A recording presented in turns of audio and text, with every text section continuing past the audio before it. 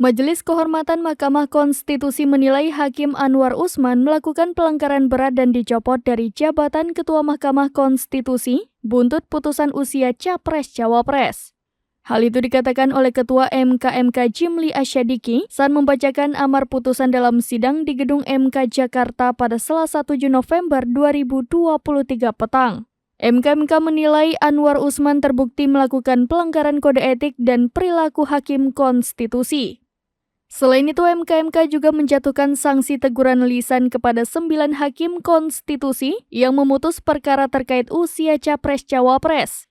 MK menyatakan para hakim itu terbukti melanggar kode etik. MK menyebut para hakim terlapor tidak bisa menjaga keterangan dan informasi rahasia dalam rapat permusyawaratan hakim yang bersikap tertutup sehingga melanggar prinsip kepantasan dan kesopanan.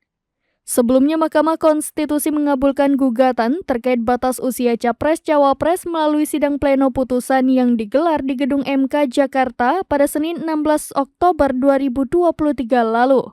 Namun putusan tersebut kontroversial, bahkan dinilai tidak sah oleh sejumlah pakar karena adanya dugaan konflik kepentingan antara Ketua MK Anwar Usman dengan keponakannya yakni putra Presiden Jokowi, Gibran Raka Buming Raka.